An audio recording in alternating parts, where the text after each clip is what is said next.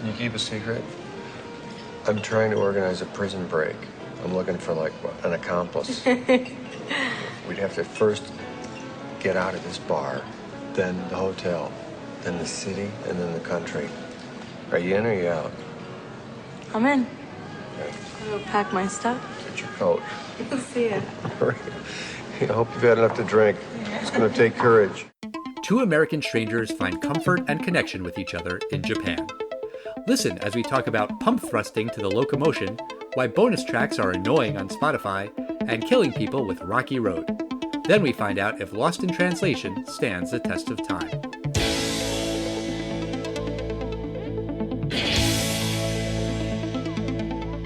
It's the test of time, James and Alan have their say. Do the movies you love still hold up today?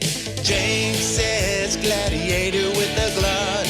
Alan says as a father, blah blah. It's the test of time, James and Alan have their say. Do the movies you love still hold up today? Test of time, James and Alan have their say. Do the movies you love still hold up today? Konnichiwa! I am Alan Noah, and I am one of your hosts for the Test of Time podcast, and I am joined, as always, by you, James Briefson. Or I guess it would be just James-san? Is that right?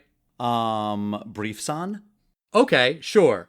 Thank you, Al, and it's good to be here. We're talking Japanese because today we're going to be discussing the 2003 film Lost in Translation, in which Bill Murray and Scarlett Johansson's characters find themselves in Tokyo. Right. And I'm excited to talk about that movie. I'm really looking forward to hearing your thoughts because you said you'd never seen it before. But before we get into Lost in Translation, I felt like we should maybe talk about the strike, or actually the strikes, plural, because the Actors Guild and the Writers Guild are still on strike. And I have worked in television. I have some experience working in the entertainment industry. I was never a part of a guild. Have you been reading a lot of these stories from actors and writers who are on strike? Have you been following this at all? I was shocked to find out that actors that I did think made a lot of money are actually very struggling actors. Like people that say like, oh, I was like the third on a Netflix series. I was like the third build. And yeah, I'm a waiter because I have two kids and, you know, I need insurance and blah, blah, blah. And I was like, wow, I would just assume that those people would be making not millions, not the David Harbour on Stranger Things money, but I would assume they'd be making, good money if they're on these things for a long time. But that's what I was shocked about, that just how shockingly 1%. But when we talk about the 1%, there's also the 2%, the 3%, the 4%, and they're okay too. But it really seems to be like there's the 1% and then there's like the other like just 95% are just down a cliff, and there's a couple people that are getting by a little bit. Right. We collectively as a society, we think everyone in showbiz is super rich, and that's just not the case. And I've been reading some of these stories like you have, and I gotta tell you, there's one thing that really feels familiar. It's these stories of people saying that they got hired for a gig, they were really excited to be working in entertainment, and they were shocked at how low the pay was, or in some cases non-existent. And the line that they were fed is, yeah, that stinks. But here's the thing. Once you have this show on your resume, once this is on your IMDb page, then later, next time, then you can use it to make more money. You can probably guess where this is going. That's what they all say. They all say this is going to help you get paid next time. It's just kicking the can down the road. You're going to get paid eventually, they promise. And for a large number of people in front of the camera and behind it, that day just never comes. And so what happens? What happened to me personally is I worked in TV in my 20s, and I racked up some credit card debt, I'll be honest with you. And at a certain point when I wanted to get married and have kids and buy a house, I was like, I can't do this anymore. And so I left the industry. And that's what happens to a lot of people. Some people stick it out and some people have that big break and, they start making real money, Tom Cruise money, Brad Pitt money. God bless them. Those people are talented. They deserve to be making lots of money. But a lot of people just get burnt out and they leave. The other thing is, who can afford going job to job and not making much money? 20-somethings who are okay racking up some debt. The other kind of people who can do that? Rich kids. Kids who have very rich parents who will pay their credit card bills and they'll be fine. And those people just kind of coast through. And are those people always the best at their job? Maybe, maybe not. And, that isn't a problem strictly limited to entertainment. Of course, there's nepotism and favoritism, and it's all who you know. That happens in every field, in every industry. But these strikes now are really shining a spotlight on some of these problems. And that one thing just really felt true to me personally. Yeah, and I just don't see how they're going to get around the AI juggernaut elephant in the room. I mean, even if they make some rule like you can't copyright AI stuff or you can't have an AI written script, I feel like these producers, instead of paying someone $200,000 to write a script, they'll get a ChatGPT, and not the one today. I'm talking ChatGPT 7 or 8. Write me a script, and then for $25,000, I have someone, they script doctor it, and now it's a human script. Whatever I need to pass the threshold of this. But it's, even in my field as well, radiology, like diagnostic radiology. Inevitably, I think this stuff's going to be read by computers. And they're not going to get rid of radiologists, but instead of having a room with 25 people in there, there's going to be a room of 5 people. They're going to kind of go over what the computer thinks and see, double check it. As everyone adjusts to streaming and the television going away and maybe even theaters going away and DVDs and Blu-ray, the income stream is going to change. And I just hope these these people that dedicate themselves to this business, and even especially the people with families and just starving people, I hope they can get something, because if you make a huge franchise, if you're the producer, you absolutely deserve to have a huge house in the Hollywood Hills. When the film makes $200 million, absolutely, you put up the money to make it. But trickle-down economics was made in like the 80s. It's like 40 years later. Like, people are still waiting for that trickle. It like really hasn't happened yet. Any day now it'll happen. What you're talking about is greed, right? Like, Bob Iger deserves to make a lot of money. I, of course, believe that. He's running one of the biggest companies on the planet, but he doesn't need to be making so much money that the people who are writing the movies and the TV shows that are making him gazillions of dollars, they can't pay their bills. There needs to be some equity there. That should be something that can be figured out. Like, I understand, streaming has changed the model and how these companies make money is in flux. I don't know the answer. I mean, I really don't. But it seems like there's enough money to go around where people who are making the content shouldn't be starving. They should be able to pay their bills. I think you nailed it. I mean, in the end, it really is. There's an element of absolute greed. Not by everyone there. I'm sure there's people that do want to distribute things.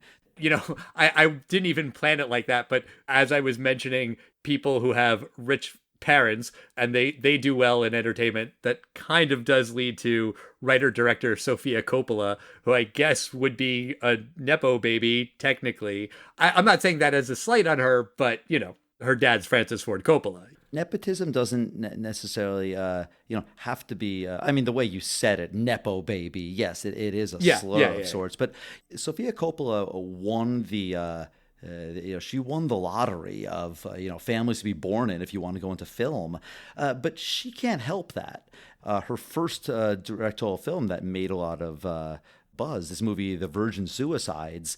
people didn't say it was a buzzy movie because her name is Coppola. And far from it. In fact, the only thing you knew about this poor woman until The Virgin Suicides was she's the worst actress in history who destroyed the Godfather films. And, that's what she was known for years. And that role she only got because she's a Coppola. So it works both ways. And in the end, people are going to judge you on how you did. And, that this film, it won a lot of awards, and it definitely picked up the buzz from The Virgin Suicides. Right. But for anyone who hasn't seen Lost in Translation, it is writer-director Sofia Coppola's film set in Tokyo. The movie follows two characters, Bob Harris, who's a middle-aged actor facing a midlife crisis, and Charlotte, a young woman questioning her marriage and purpose in life. Bob is in Japan to shoot whiskey ads, and Charlotte is there with her husband, who is always busy with his work. After Bob and Charlotte meet, they quickly discover that they have a lot in common and that they enjoy each other's company. They explore the city and their feelings of loneliness together.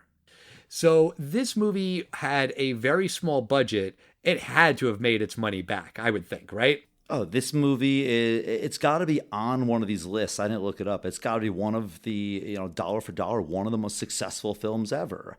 It was made for $4 million, and domestically it grossed $44 million, so 11 times its budget, and $118 million worldwide. So, I mean, Wow. This film made so much money compared to the investment that was put in. This film also...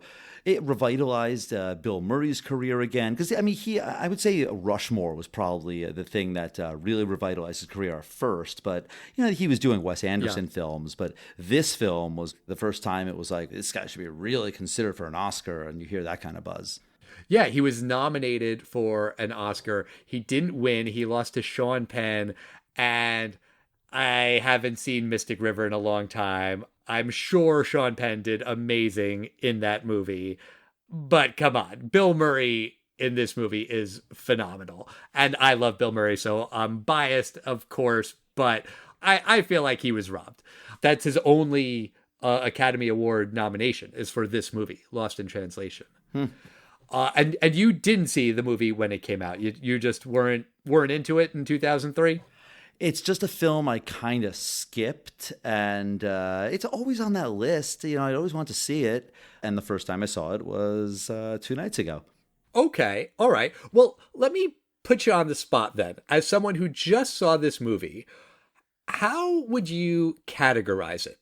Like, what genre would you put this movie in? Like action, horror, thriller. It's not any of those, but like, how would you define it in a word or two? No, I think actually I'd call it action horror thriller. It's Okay. I'd actually probably put it in drama, even though it could go in comedy, I guess. But it's drama, but probably technically comedy. All right, fair. Where would you categorize it? I hate this word, but I feel like dramedy, because it is very, very funny at parts and also very, very sad and depressing at parts. Friend of the show, Adam Pincus, he and I have had conversations about what qualifies as a comedy, and he's gone on rants about Barry, that Max show, that like that show should not be considered a comedy, and that's a debate for another time. But I think that is sort of a trend now where comedies tend to be somewhat serious or have some serious undertones, usually, not always, with exceptions, but I think I would call it a dramedy. It is not, in my humble opinion, a rom-com, and it is often categorized as such. That kind of gets under my skin a little bit, and Sofia Coppola has described the relationship in this movie as romantic, and I can't really argue with her because she's the writer and director, but I might just do that anyway because I don't consider this relationship romantic. It's a relationship, sure, in the sense that everything's a relationship. You and I have a relationship. A friendship is a kind of a relationship. We tend to hear that word and, assume it's romantic or sexual or whatever. And that's not what this movie is. It's not sexual. It's not platonic. I don't really think it's romantic either. I would call it intimate. And I don't know, maybe I'm getting too into the weeds with these words and their definitions and everything. And I don't make friends when I do that. But I don't know. I think it's separate from a rom-com. Well, I think also, just like you were saying, Nepo Baby, I think rom-com itself has connotations that are more, Matthew McConaughey's a loser, but can Sarah Jessica Parker turn him around? That's often a very fun film. Rom-com's going to be great, but I think there is a little bit less cachet to it. I get what you're saying. Yeah, I mean, rom-com definitely has a certain connotation, even though technically the denotation of calling this movie a romantic comedy might actually work. I think this movie does sort of defy standard categorization. I can't think of an example, but every now and again, there's like an action movie, and then the star or the director or someone does an interview with Jimmy Kimmel or Jimmy Fallon or some other Jimmy and is like, this isn't really an action movie. It's also a love story, or it's also this, or it's also whatever. And then you watch the movie and it's like, nah, dude, that was an action movie. Come on. I think a lot of people think that all movies defy categorization, but a lot of them really don't. Lost in Translation, I think, is difficult to pin down. No, but you can kind of put a couple Venn diagrams on it pretty easily. Sure. I think that's it. You had seen this film before. Have you seen this many times, Al? No, I think I really only saw it once. I'm pretty confident that Courtney and I went to see it in the theater. This came out when I was living in New York City. We might have gone to the Kips Bay Theater. We saw a lot of movies there. I remember liking it, and I don't think I've seen it many times. I own it on DVD. It's not shrink wrapped, so I must have watched it once or twice. But no, it's not a movie that I watch like regularly. I mean, no, I don't think it's the kind of thing like, oh, let's pop in some Lost in Translation and we're going to quote it the whole time, But this film was interesting for me because I've been to Tokyo. I went after residency. Me and a buddy of mine, we just decided, let's go. And we had no idea what we were doing.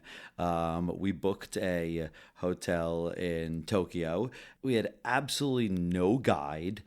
Nobody really speaks much English there. In the hotel, they'll speak a little bit. But when we were in this small town, Hakone, nobody spoke any English. My buddy and I were making like charades of like a train and more like we were doing the 70s do the Loco-Motion. It kind of looked like we were maybe humping each other a little bit. But we were kind of more doing like the fist pumps, which got, the pump thrust, which is sort of like a train locomotion thing. That's what we were doing. And these Japanese people were looking at us crazy.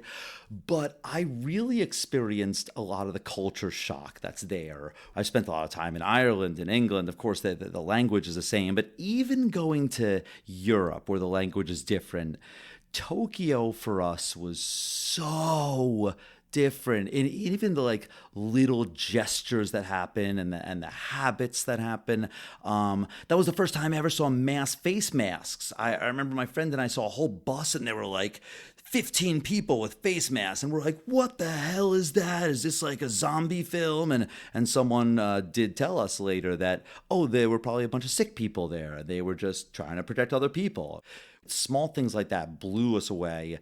I loved the scenes early on when Charlotte is just kind of walking around Tokyo, just doesn't know what to do. That's exactly what we did. And we found these Shinto shrines, and we went to the same little gambling arenas that she walked through and these arcades. And this was filmed obviously on location. They went to the Shibuya, Shinjuku, Roppongi districts. It was just like, this was a really interesting like view of kind of what it is like to be a tourist in Japan. You're completely lost. Right. The title of this movie, I think, is brilliant. And there's a scene early on where they show you things that are literally lost in translation when Bob is shooting the whiskey ad, the commercial, and the director is talking and talking and talking and talking and talking and talking, and then the translator says, okay, he says, be intense. And he's like, there's got to be more to it than that. Then he says, okay, well, when I turn, should I turn from the right or the left? And then the director is talking and talking and talking and talking and talking. Like, no, it was just a simple one-word answer. Clearly, things are being lost in translation.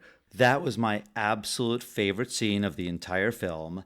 And oh, yeah? It absolutely resonated with me because this happened all the time. I did my residency at Maimonides Medical Center in Brooklyn, and that has a lot of different ethnicities there. So there's a lot of languages spoken, and sometimes you have to use translators if no one on your team speaks that language. And this would happen all the time. I would have some translator speaking the native dialect, and this patient like talks for like 2 minutes, and the patient says like, the stomach hurts. Or I would say, all right, the risk for the colonoscopy, there might be some upset stomach, and there might be risk of infection, there could be bleeding, and technically there could be death. 1, 2, 3, 4, 5, 6, 7, like words. I'm like, no, you didn't totally just say this. You just said like maybe 7 words, and I just spoke like basically like a run-on paragraph. So that would happen all the time, but I don't know what to do. So I did exactly what Bob Harris, Bill Murray's character, does. I kind of go, all right, I mean, if you say that, that's what you said. Sure. But lost in translation is not just literal. It's also a metaphor, because these two main characters, Bob and Charlotte, they are also lost. They are adrift in the world, in their lives, and it's basically a midlife crisis for Bob and a quarter life crisis for Charlotte. And I feel like on the podcast, we've seen movies that have both. The first ones that pop into my mind are St. Elmo's Fire for the quarter life crisis and City Slickers or The Big Chill for the midlife crisis. These are things that we've seen in other movies. You don't usually see them paired together in the same movie. You know, one going through a quarter life, one going through a midlife. And it works because these things do overlap, right? Like they are both surrounded by people, you know, in Tokyo, but they feel very alone. And not even just that, like they're married, you know, they have a spouse. That should be their partner, you know, their ride or die, but not really. So they are in very similar situations, just, you know, at different points in their life, where Bob has basically come to terms with it, whereas Charlotte is sort of deciding if she wants to be okay with it and if she wants to come to terms with it or if she wants to exit, basically. Well, you know, I think it's a really interesting take that you say, you know, that it's a quarter-life crisis mixed with a midlife crisis, which it is. The co-stars I thought were fantastic, too. Anna Faris, who really doesn't get the credit she should. She's a really good actress. Everything I've seen her in, I really like it. And Giovanni Ribisi, I've always liked him. We talked about him in Boiler Room. He's another guy. I don't think he has the he's not as famous as he should be, but he's very good. I was watching the DVD, one of the deleted scenes. It's not actually a deleted scene. It's an extended scene with Anna Faris when she's doing her press junket. And what's in the movie is so goddamn funny when she's talking about what she has in common with Keanu Reeves. They both live in LA. They both have 2 dogs, and they both love Mexican food. So they have so much in common. Like, that's really goddamn funny. In the extended scene, she's talking about being a nerd in high school. Oh my God, let me guess. What? She said something like she liked nature or something. She liked something and she's calling that she was a nerd. No. It goes in a very different direction. She says something like she was such a good student that, you know, she always knew she was smart, but it wasn't until she started acting that she realized that she was also pretty. And I mean, it's just delivered with such a straight face. That cracked me up. I was like, come on, really? Was it supposed to be obvious to me? Maybe I'm getting it wrong, but I was like, oh, Anna Faris and Giovanni Ribisi are obviously going to be sleeping together, and Charlotte's going to catch them, and this is what's going to, you know, something's maybe going to happen with Bob. I don't know. But don't you think a lesser film, it would so obviously have done that. And I'm not even saying that those two characters did not have an affair. It's never really answered. And, maybe it happened, maybe not. There's definitely flirtations. But I feel like it's great that the film doesn't really answer that or even really go there, because that's not the point. That's really interesting. Yeah, this movie's not their story at all. And I think that's a fair thing to wonder about. Along those lines, let me ask you, did you think that Bob and Charlotte were going to hook up, that they were going to sleep together? Were you expecting that? No, I actually did not expect it, and I was even surprised at the ending. I mean, as we could discuss that part at the very end. Yeah, sure, shoot.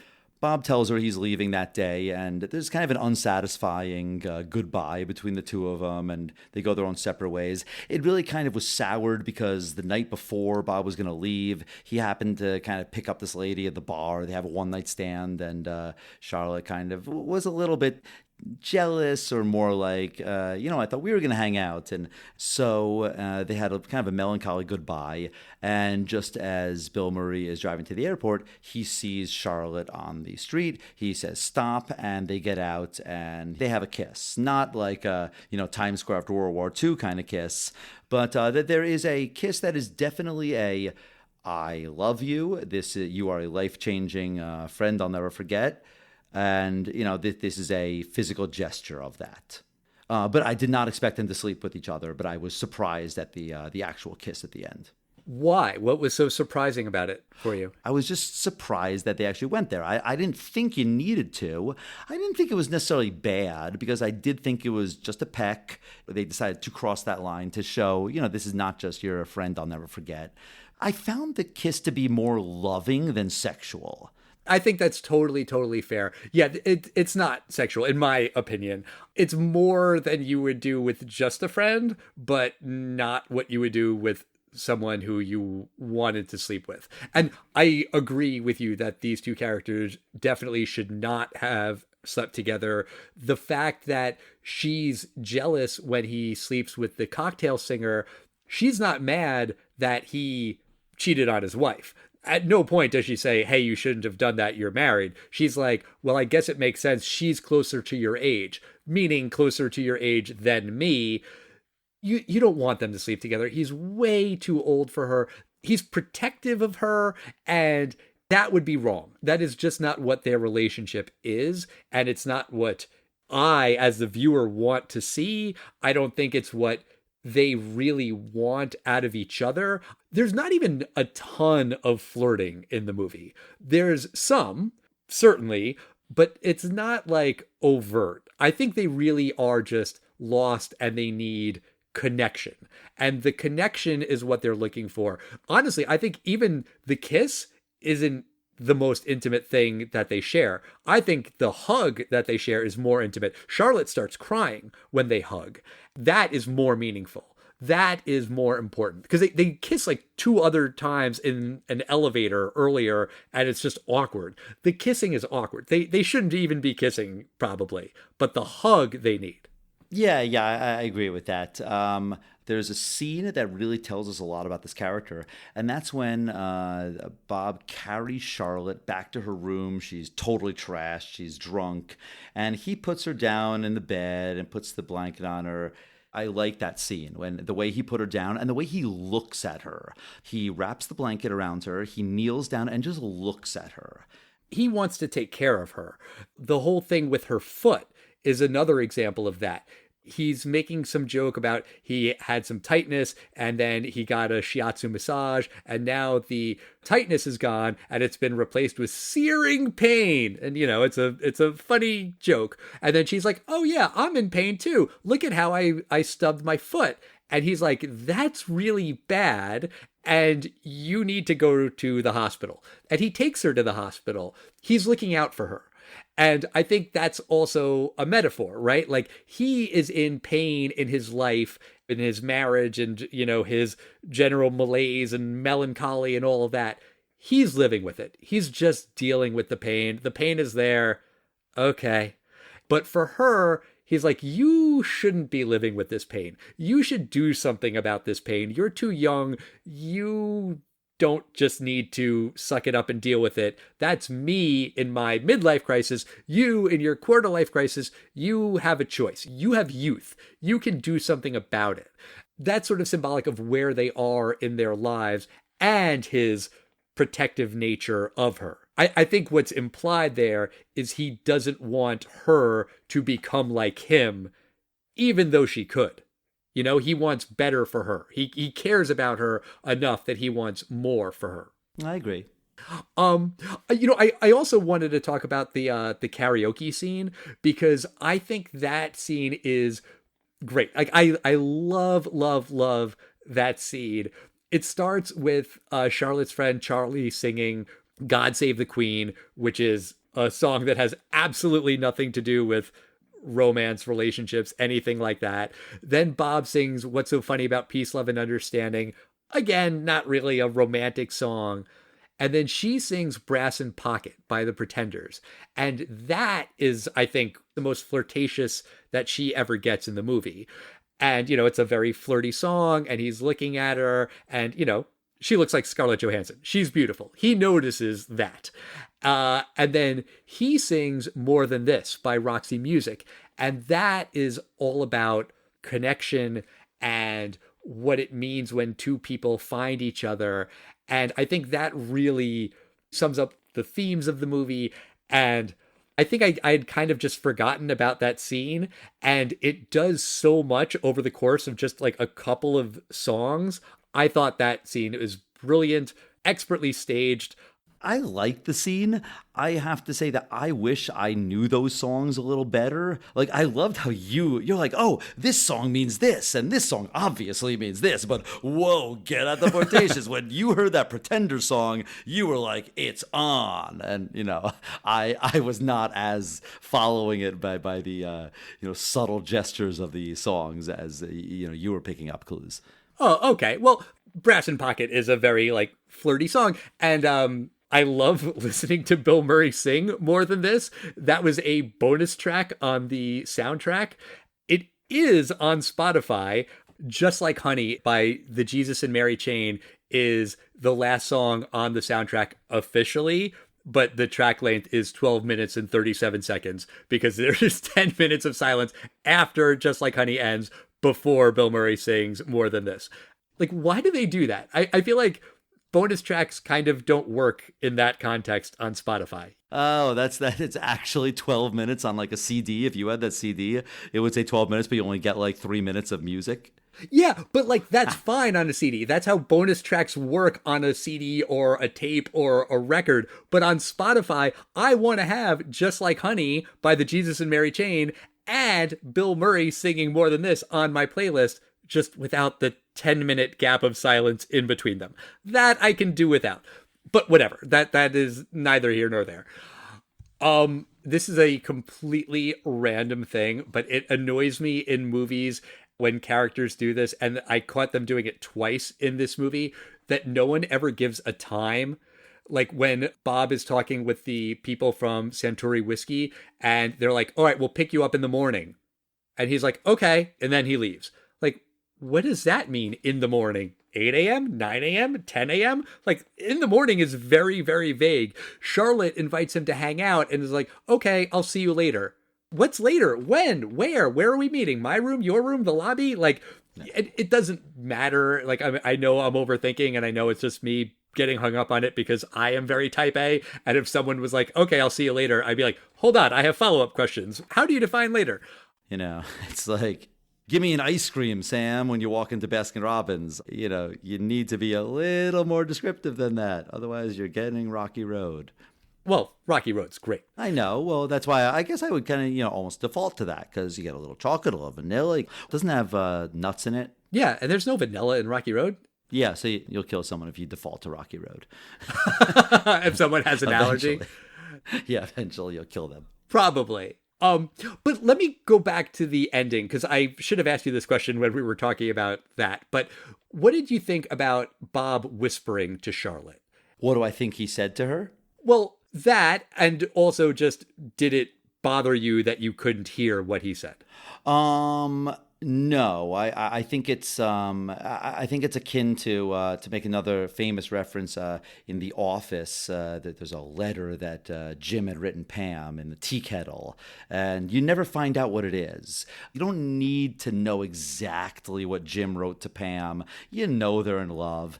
I don't need to know, was it something like, I wish I was 20 years younger, I love you, I would marry you right now if you said yes, come back to New York with me, or California, whatever. It could be any of those. It could be something else. I'll never forget you, you're the best thing I ever met. But we already got that from the hug and the kiss. Like, it doesn't matter. So I'm perfectly fine with not knowing it. Oh, okay. I have to admit, I'm surprised that you said that. I was expecting you to say that it was annoying, but okay. Yeah, I totally agree with you. It doesn't bother me at all. Also, by the way, people have like analyzed the audio, and there are YouTubes where they've cracked it. There are different videos that come to different conclusions about what he said. Sofia Coppola has said that she doesn't even really know what Bill Murray whispered to Scarlett Johansson. It's sort of just between them. So it's a mystery. I think it's fine that it's a mystery. In some of those YouTube videos, it's about like, you talk to your husband, you tell him the truth or something like that. I can't believe that that's it. I think it's got to be more about her, about Charlotte, not her husband. I think it's something more akin to the lyrics of Brass in Pocket. The line in that song is, I'm special, so special.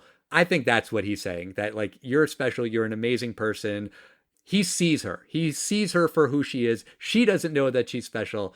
I think it's something along those lines. But I don't care. I'm not going to obsess over it. It's fine to not know. But James, what do you think about the movie as a whole? Do you think that Lost in Translation stands the test of time?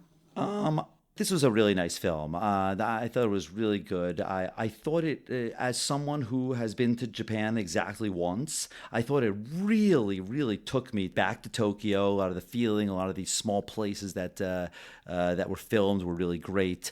The acting was fantastic.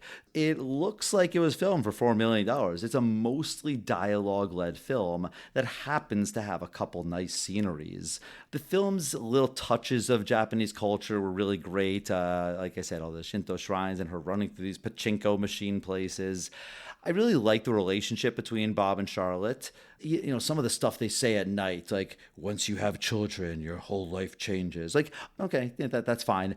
I enjoyed the film. It reminded me of Japan. I do still remember how to count to 10 now. Do you want to hear it? I do. It's ichi ni san shi go roku shichi hashi kuju. Very good. I'm impressed. Thank you. I had a little like whole mnemonic and dance to remember all of those, but I won't do them for you. This is a podcast. Please don't. And our listeners can't see it. But I will say the first one is me and my friend, we would just scratch our knees because the first two letters is ichi ni. So we'd scratch our knees and go ichi ni. 5 and 6, we would say go Roku. You said you weren't going to say it, and then you said it. All right, I did. But let's sum it up by saying 2003's Lost in Translation does stand the test of time. What do you think, Al? Does the film stand up? Oh, absolutely. This is an amazing, amazing movie. I loved watching it. I watched it 2 days ago. I've been thinking about it nonstop. I really genuinely mean what I said earlier, that it defies classification. And also, it's just a unique story because there are a million buddy movies about two dudes. There are movies about female friendships. Not enough, but they're starting to be more. There's infinity movies about romantic relationships. There really aren't a ton of movies about non-sexual, non-romantic relationships between a man and a woman. They're friends. They're maybe a little bit more than just super platonic, you know, like we were saying, there's an intimacy there, but name another movie where that happens. I can't think of one off the top of my head. And also, it's not just about a relationship, it's about this kind of transient relationship where you meet somebody and they have a huge impact on your life and then you go your separate ways. That happens to everybody. We can all relate to that. We've all had someone that we met and they had a huge impact on our lives and then they're gone and we never see them again. But they were really important to us for that one day, week, month, whatever. Like, that is incredibly relatable. Why aren't there more movies about that? There are movies about that kind of thing where it's a romantic relationship, like Titanic, Jack and Rose meet and he saves her life and then he dies. There are movies like E.T., where Elliot and E.T. meet, they change each other's lives, and then E.T. flies away on a spaceship. I feel like that's more common. It's like a kid's movie kind of a thing. There's a magical fantasy component. But like, it happens to adults in the real world, and there just aren't a lot of movies about it. Or they'll have to be elderly, like Driving Miss Daisy. And, you're right. Like, if these people are of reproductive age, they must put their genitals together. But this film, this film did not do that. No, it doesn't. And I really love the way that you put that. That is fantastic. That's a pickup line. You are of reproductive age, so am I. We must put genitals together. You sounded like Morbo from Futurama just then. I don't know if that's what you were going for. I wasn't trying to, but yeah. Perfect. That was a very, very good Morbo. Two other just random things that I found very relatable. I've never been to Japan, so I don't have that experience. But there's a scene where the fax machine wakes Bob up. It's his wife sending faxes about his study. They're going to redecorate, and she wants his opinion. I don't know if I've talked about this before, but when I would go to visit my dad in California back when I was a kid, my bedroom also doubled as his office. This was the 90s. He was in California. He worked with people in New York. They sent faxes. I was woken up every goddamn morning by that fax machine beeping. And so, like, the look on Bob's face when he's woken up by the fax machine, that was very relatable to me personally. And the whole thing with Bob being harassed by his wife about, what color do you like for the study? And she sends him 14 different dark red swatches. And she's like, I like the burgundy the best, but what do you think? And he's like, which one is burgundy? I've been there. I have had that exact conversation with Courtney. Again, just very relatable. There's not a lot of like Bill Murray doing Bill Murray shtick in this movie, but he is still very, very funny. Also, the scene with the prostitute when she's telling him to lip my stocking, and then he kind of topples over. That's more slapstick Bill Murray. And I guess while talking about that, I should say that some people do find this movie offensive because of the Japanese stereotypes and the L's and the R's and things like that. I think that's valid. I could certainly understand why someone from Japan would be bothered by that.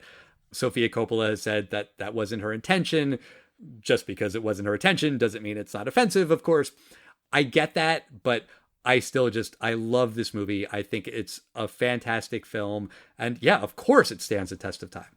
Absolutely. But that's going to do it for us this week. Next week, we're going to be talking about a movie that I assume is very, very different from Lost in Translation.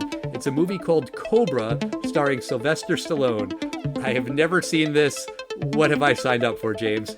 Let's just say there is a kill count in this film. Well, I mean, technically, there's a kill count in every film. There's a kill count of 0 in Lost in Translation. There is a non-zero kill count in Cobra. There is a non-zero burning people alive count in Cobra. Okay. I believe his last name is Cobretti or something. Oh, okay, because I was about to ask you if there are snakes in it. I don't think so. All right. Well, that'll be a fun time. In the meantime, we love hearing from you guys. Please write to us. We are at Test of Time Pod on Facebook, X, Instagram, and Threads. I guess I'm calling it X. I don't know. You can email us at testoftimepodcast@gmail.com. Let us know what you think about this movie, what you think about platonic relationships, romantic relationships, rom-coms, Japan, Tokyo, Scarlett Johansson's butt, which we didn't talk about at all. But we want to hear from you. And we'll see you next time, everybody. Bye.